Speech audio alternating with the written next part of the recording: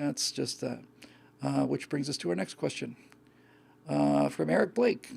Hey, Bill, here's something. So in last Sunday's Oscars, Brad Pitt expressed dissatisfaction with the Senate's refusal to bring in John Bolton to speak. Now, I found two things interesting about this. First, Pitt expressed dislike for the one thing, nothing else. Many conservatives, including the great Ben Shapiro, have done the same thing in agreeing that Trump's innocent. Second, the few times Brad has talked politics, well, he's pro-gun, and B, he's was game to star at Atlas Shrugged at one point. So is it wise for conservative media to trash him, as I've seen quite a few doing? Frankly, all the signs point to him as one of the good guys. I thought he was one of the good guys too, and I think in the relative spectrum of things, he's one of the better ones. But I mentioned him and Harrison Ford both in the show. You are not unaware of the consequences of this, Brad. You know, you're not. And I have had certainly been quite a long time since I've seen him, but there were several years when I was pretty close to Jon Voight. And Jon Voight, of course, is the father of Angelina Jolie. And Angelina Jolie, he sent her a number of my videos, and she really liked them. And so I feel like Brad Pitt's basically a good guy. I think he's an all-American guy, and I don't think he's a lunatic liberal on the level like Michael Moore or any of these other people. But the fact of the matter is, you knew when you said this is your best actor Oscar. It doesn't mean anything like it used to because their weapons are essentially gone. But nevertheless, for you as an actor, this is the high point of your career. And you made a decision to put a marker down. You didn't have to, but you did. So I suspect a lot of it is peer pressure. I don't know to what degree it has to do with Jennifer Aniston and stuff. I don't know, and I don't care. I do think it's fair to trash him. He made a decision, and now here's the results of your decision. There's another person on the list of people I just don't want to see anymore because you couldn't keep your mouth shut. You know, I go to the supermarket or something, or I go to a dentist. I don't stop. I don't find myself in the chair thinking I got to get out of this chair because my dentist is telling me about his politics. I have an excellent dentist, and see, if you look at the old Stratosphere lounges, you'll know exactly how good he is. I don't know what his politics are. I don't care. And that's how it should be. And that's why Hollywood doesn't matter anymore. I'll get all this a little more boiled down and refined, but basically the point I was making is the news doesn't sell news. The news sold credibility. They traded in that was their product. They sold credibility. So they destroyed that brand because they no longer sold credibility. They started to sell indoctrination.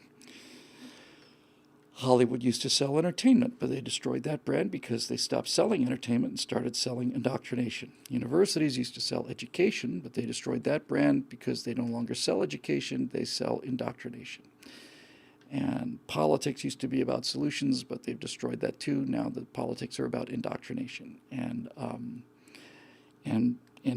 if it hurts Brad Pitt's career, I hope it does. I really hope it does. I like the guy. I thought he was great in Once Upon a Time in Hollywood. I loved that movie, loved it. And the more you know about the Manson murders, the better you like that movie. But and the better you like Tarantino. It's the most inspired. So I'm not going to give any spoilers, but honestly, if you want to see what a director. If you want to see a film where the director has decided to please his audience, imagine the shock of that, huh? Not pander to them, not make it easy, not like just fan service them. But if you want to see a director, a really highly skilled individual, writer and director, if you want to watch somebody with a very, very high level of skill go to a great deal of trouble in order for his audience to feel euphoric, then you really have to see Once Upon a Time in Hollywood. And the more you know about the Tate LaBianca killers, the better you're going to like that movie. That movie blew my mind at the sheer raw guts of it, of of Tarantino. Just the fact it just gives you an indication how far things have fallen. Just the fact that the guy was went to go so trouble and so skillfully set you up for just this absolutely euphoric switch. I'm so sick, and all of us are so sick of 50 years now of expecting something good to happen, then something really bad happens. Oh, look, it's a twist. Oh, great. Okay, thanks. I feel like I'm punched in the face. But in this movie, the thing at the very end is a twist, and my God, it's like I just I feel like I just want to fly out of the stairs. The greatest thing I've ever seen. This is what should have happened, and the courage, just the moral courage, not only to break rules to that degree,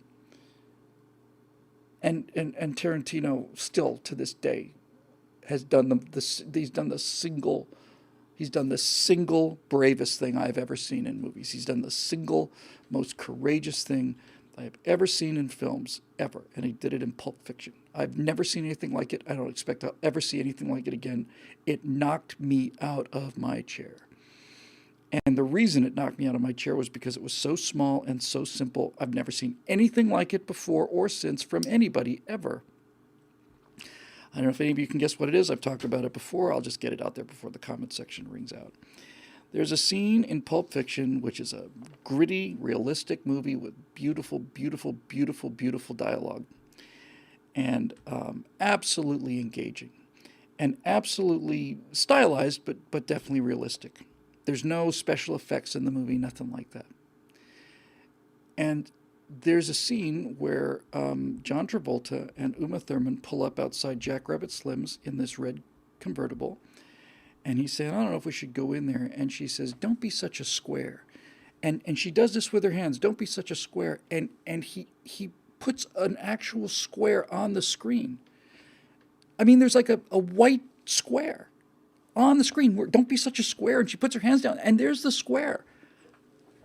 I lost my mind. I couldn't believe it. It was so bold. It was so playful. It was just so daring.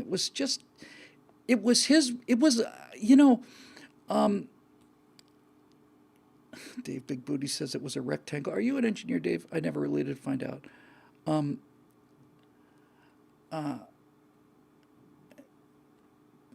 I've never seen anything like it, and I just sat there. First was like, why did he do that?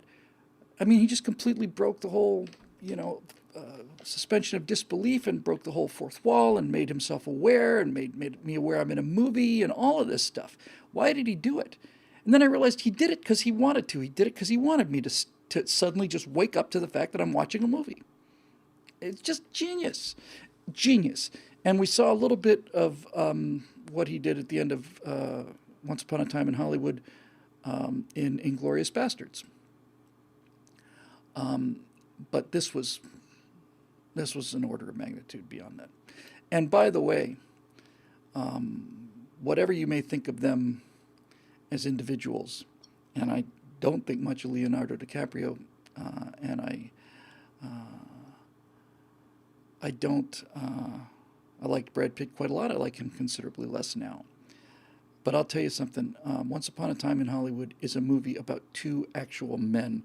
And I kept waiting for okay, where's the gay part going to come in? Where is this going to come in? It never comes in. They're just two friends. One guy's a kind of a tough guy actor. He's not a modern actor. He's like a John Wayne kind of actor. And the other guy is his stunt man. And they're just good friends. And that's it. I don't get a lesson. I don't get a morality play. I don't get what I'm supposed to think, and I don't get any of that stuff. It's wonderful. I love that movie. Love it. Love it. Speaking of films, I just stumbled on. I wanted to see this in the theaters, but I knew Natasha really wouldn't like it very much. And then I forgot about it, and then I stumbled on some clips of it. And the thing I want to see very much is The Lighthouse, because not only is it shot in incredibly lit black and white. And not only is Willem Dafoe, there's a style of acting. This is the antithesis of Joaquin Phoenix's style of acting. Joaquin Phoenix, I watch him in movies, and I'm not trying to, you know, outrank anybody, but this is what I went to college for. This is what I do. I watched him, and I simply could not see him acting. I just couldn't. I never saw him acting in Joker. I never saw a moment of him acting in The Master. He's unbelievably good. And the antithesis of this, and it's also excellent, it's not like bad acting, it's just another style of great acting, is Willem Dafoe in The Lighthouse. There's a scene, and he's got the beard, you know, and he's, I don't know, looks like it's 1826 or something. Robert Pattinson looks really good in this too, really believable. I think he just got a bum rap with the whole Twilight thing. He's a really good actor. Anyway, I just checked. If you look on YouTube, you'll find some clips from Lighthouse. There is a scene where he gets really upset because Pattinson says he doesn't like his cooking. And he's got this beard, and he's got his eyes, and he's Willem Dafoe, and he's lit from beneath, and it's black and white. It's not just black and white. It's black and white in the old 4:3 format. It's in the old school, much squarer looking frame, not nearly as wide and high in aspect ratio as we have today. And Talek says, has there been a movie made since 2008 that does not have a gay scene in it? Yes. Once Upon a Time in Hollywood. Oh, it's good to see you, Talek. I saw you in the other alternate universe. Anyway, so Dafoe has the scene where he curses him, and it's not like curse you, it's like, oh, Neptune, god of the sea, and he stands up. And the curse, the actual curse itself, the invocation of the curse, is probably 2 minutes, 2.5 minutes long. And it's just this insane lighthouse keeper with this beard lit from below, and nobody has a face like Willem Dafoe. He's a superb actor, and he's acting. It's not like this is like the kind of comment that somebody would make just offhandedly, but it is so perfectly consistent. It's so well done that you watch him and you just think, my God. It's like music almost. It's almost like music. It's like just the mechanics of it, just the sheer pleasure of it, the sheer joy that you get watching some. It's not a happy scene. It's not, it's just like he's invoking the god of the sea to basically remove this guy from memory, from human memory, because he says he didn't like his cooking. And it's just absolutely epic. And then when Pattinson comes back with the response, I laughed out loud, which is not terribly common for me. And so, anyway, yeah, I don't know. Dafoe is great, and I don't think he's ever been better. If you want to have some fun, I don't think there's any spoilers in it. I'm going to watch this movie one way or another. And I haven't seen the Midway movie yet. I'll watch that too. They're both on video now, or will be soon. But just look up Willem Dafoe. Great. I think it said greatest acting moment or something. It's spectacularly fun. It's just fun, and that's the thing too. It's like nobody.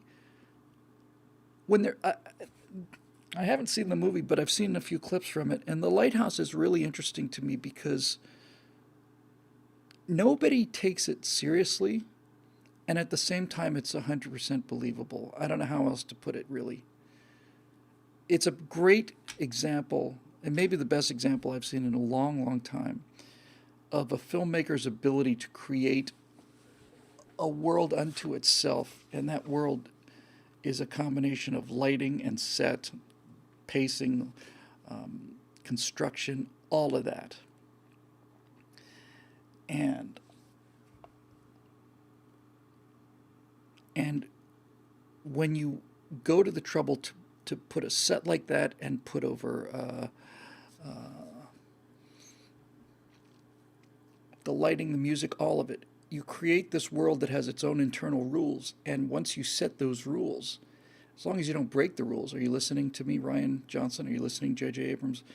If you set up the rules and then you stay true to your universe, you'll buy anything. And the acting style is appropriate for that story. It's appropriate for two guys in the 1800s in a lighthouse who are going completely insane. And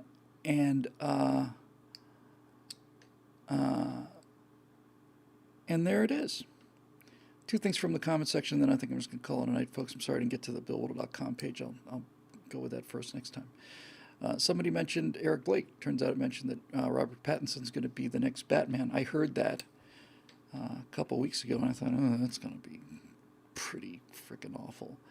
And then I saw him in The Lighthouse, and I thought, no, actually, now that Eric brought it up again, I thought, come to think of it, he'd probably be very good at it. He does a great American accent, and he doesn't look anything like Sparkly Guy in The Lighthouse. So I recommend that film highly from what I'm able to see.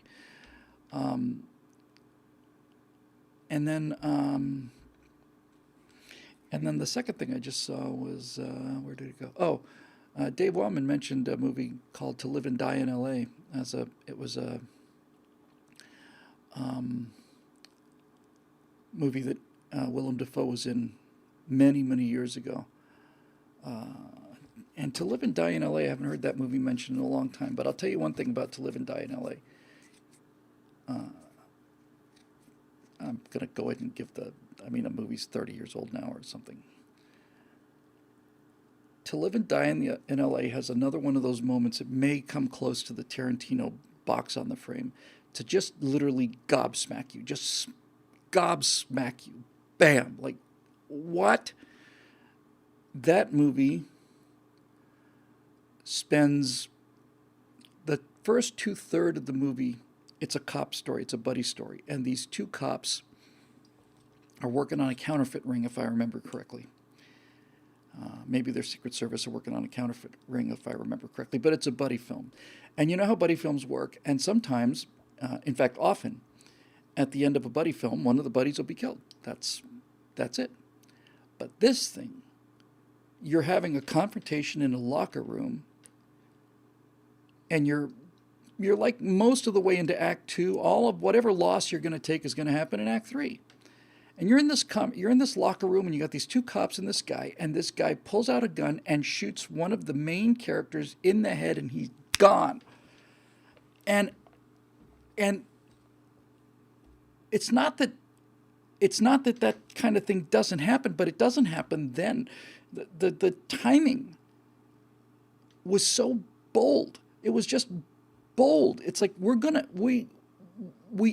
think what you're gonna get. You're gonna get a buddy movie. Maybe they'll get together and survive it. Maybe they won't. Maybe one of them will go and we'll have that whole sad scene, But we'll be set up for it. If they're gonna lose the good guy, if we're gonna lose one of the good guys, then they're gonna do what they always do, which is you're gonna have the two buddies in a gunfight, and one of them's gonna try and sacrifice himself for the other, and he's gonna get killed or he's gonna get shot, but not before he has a chance to say some final thing to his buddy. We all know how this dynamic works. And this thing was so powerful because it's so much like real life. It's like he's in there talking, guy pulls out a gun, he's gone. That's it, period, done. Boom. No last speeches, no, nothing. Gone. Just shot in the head, mid-sentence. Wow. Absolutely incredible. Yeah, Departed did it as well. That was a real shocker in Departed. But even in Departed, it wasn't the same thing, because in Departed, you're at the end of the movie. It was a great shock and a great movie, Departed. Great movie. Anyway, so that I think it's 7:35. I think that'll do it for a particularly tempestuous, stormy, and somewhat dark Stratosphere Lounge. Just ranting of a guy who's losing his mind. I think I'm going to audition for Lighthouse 2. Lighthouse 2. The relighting. Yes, sold. I'll put $30 million behind it. That'll do it. I'm going to go home and get some sleep and try and get some rest over the weekend. I'm sure I'll be in better shape over next week. It's just a lot of traveling and all the rest of that stuff. So anyway, that'll do it. And if I see that guy again in Star Citizen, I thought about this last night and I thought about it especially this morning. If I see that kid in the morning who I saw earlier, I will find a way to instant message him and I will apologize. That's what I will do. I will apologize and I will tell him, hey man, I'm sorry. I just walked in and hit me the wrong way and it was completely inappropriate and was the wrong place to do it. And I'm sorry I was being such a dick about it. And then I'll feel better. Then I'll ask him,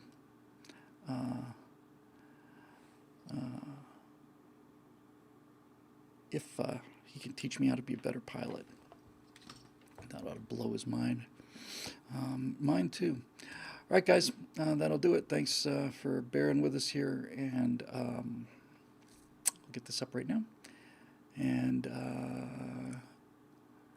I guess that'll do it for this edition of the Stratosphere Lounge, brought to you by the paying members at BillWhittle.com, for whom we are eternally grateful. And we will see a bunch of you on the cruise. I think there's a couple more days until they close that out, so we'll do a kind of a last minute sort of a, not like last minute, but last pitch for it, because we're going to have a lot of fun. Okay, so I think I'll do it. Thanks for joining us. We'll see you next week right here on Stratosphere Lounge.